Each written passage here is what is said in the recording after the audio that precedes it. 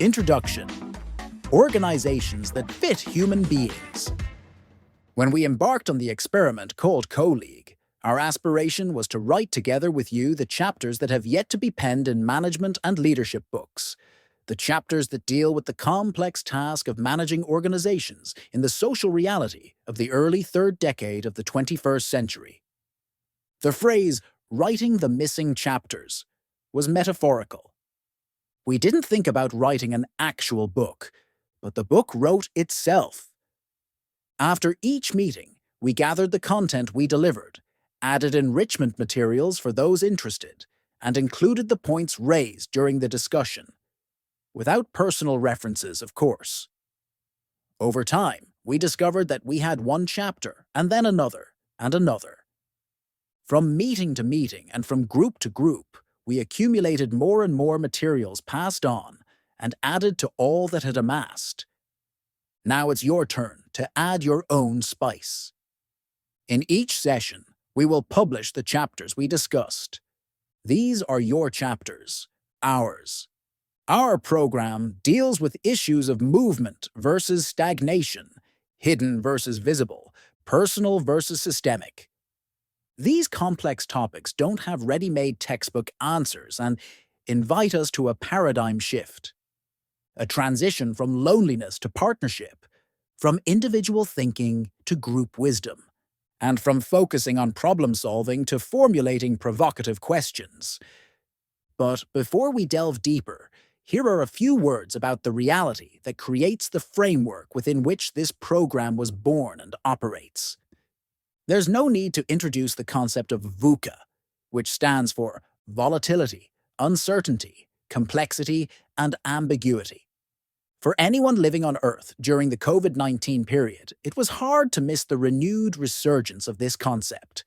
The term VUCA originated in the early 1990s. According to some, it was coined by the American Defense Forces. Others believe it was invented elsewhere and merely adopted by them. Either way, with the end of the Cold War, when the Americans arrived in Kosovo, Somalia, Yemen, and other places around the globe, they discovered that the old order of the Cold War no longer existed. It was no longer clear who was good and bad, who was with us and who was against us, and even what could be known about reality was temporary and could change rapidly. The 21st century, or at least its early decades, can certainly be classified as the VUCA era. In this context, we will not address the meanings behind the components of VUCA listed above. Still, we will refer to several elements characterizing VUCA in the last decade that challenge classical organizational paradigms. The first element is the pace of change. The pace of change that characterizes life in the 21st century was primarily outlined by the law named after Gordon Moore. Moore was one of the founders of Intel and even headed it in its early days. The law named after him, Moore's Law, states that computing power doubles every year to a year and a half. This law proved itself over many years as computers became smaller, cheaper, and much, much more powerful. Moore's Law states that the rate of change in the digital revolution is exponential. This point is interesting because the implications of the digital revolution extend beyond the technological world and are evident in all areas of our lives. In fact, the digital revolution is changing the ecosystem of almost every organization.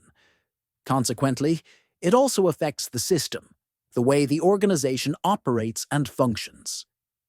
The change has changed, asserts Gary Hamel in an article he published over a decade ago. The way changes occur in the world is itself now changing. We are no longer in a linear event. We are in an era where intense technological changes produce increasingly frequent social, economic, and political changes. One implication derived from this situation is that management can no longer rely solely on themselves to identify all the changes happening in their ecosystem. Management needs more and more partners to manage the event. Of course, the immediate candidates to step under the stretcher of leading the organization are the organization's employees. But for some reason, we often hear management frustrated that the employees are not there, that they are not genuinely taking responsibility and becoming part of leading the organization. In many organizations, management feels that employees prefer to focus on doing what they are told rather than being partners in thinking about what is right to do. The second element is organizational gaps, disintegration. The rapid pace of changes in life during the VUCA era creates gaps within the organization.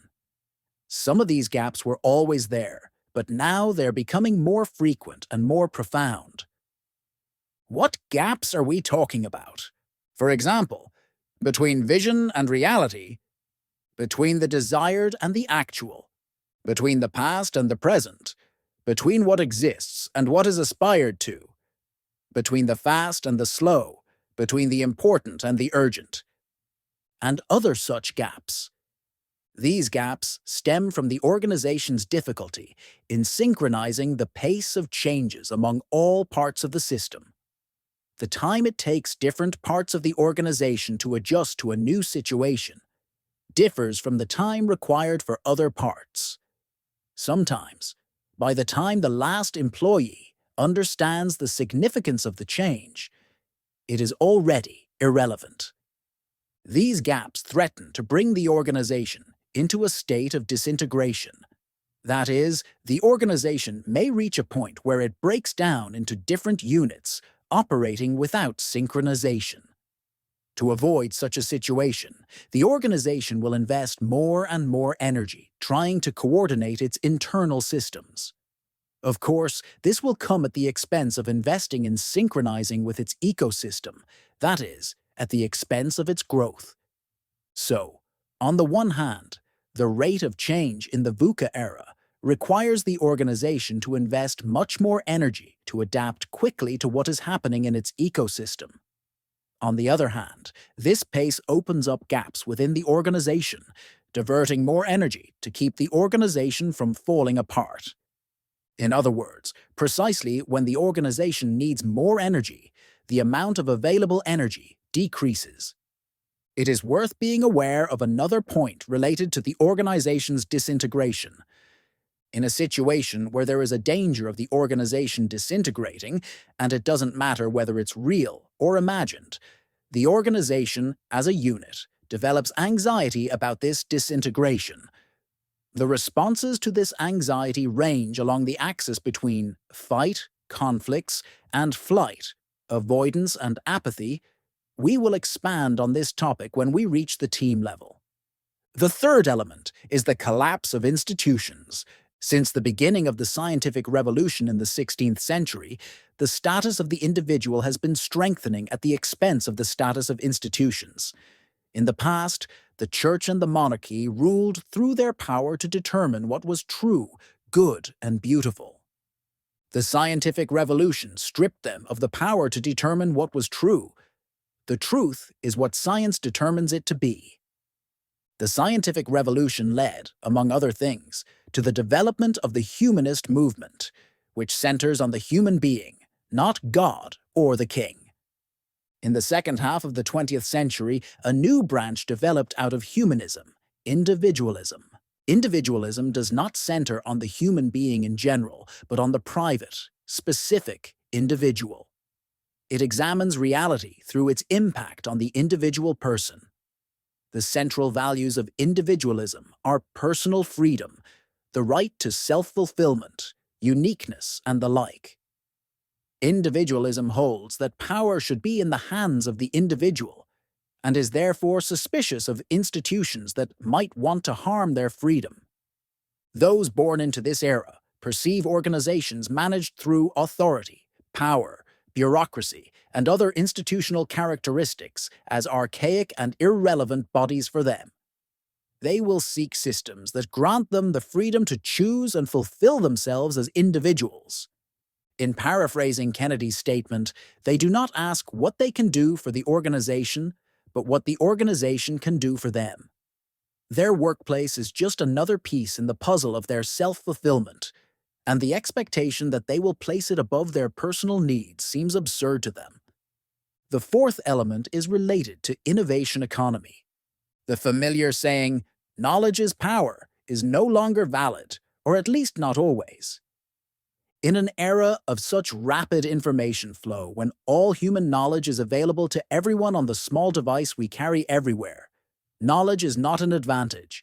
Sometimes, knowledge is actually a disadvantage. Innovation, the continuous creation of new knowledge that did not exist before, is the engine of the economy in the 21st century. The good news is that we are very creative beings. The less good news is that our creativity emerges under very specific conditions. Our creativity is connected to our passion, freedom, desire, and initiative. But as we saw earlier, in the VUCA era, organizations may tend toward the opposite direction: disintegration, apathy, fight, flight, and so on. Here is our reference to organizational challenges in the VUCA era. From here, we will address how organizations should look in this era. As mentioned, the organizational challenge of the era and of those who lead it is to create a system that most of its energy is harnessed to cope with changes in the ecosystem. That is an integration and does not consume too many resources on internal synchronization and coordination. That is not perceived as an institution threatening employees' sense of freedom. That manages to bring out the creativity and innovation of the employees. To begin dealing with this challenge, we need to go back and recall how modern management theory developed. Organizations that fit human beings. The Industrial Revolution in the 18th century led to the development of the first large organizations. The challenge of those who headed these organizations was to teach those who were, until a moment ago, small-scale farmers working in small, family groups to work together in full coordination with very large groups of employees. It must be remembered that the main resource employees brought to work at that time was their muscles. So, in fact, the main task of management was to turn the employees into a kind of robots. For this purpose, modern management was invented, whose central principles we still preserve today, to make hundreds and thousands of people work together like a well-oiled machine. But human beings are not robots. If, in the past, organizations expected their employees to bring their muscles to work, today you want them to bring their hearts.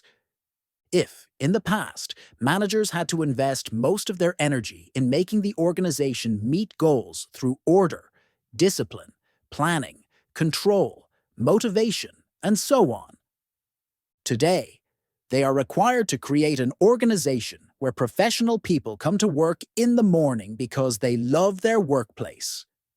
As we said, organizations that fit human beings. How do you build such organizations? That is precisely the appropriate question to set out with on our shared journey.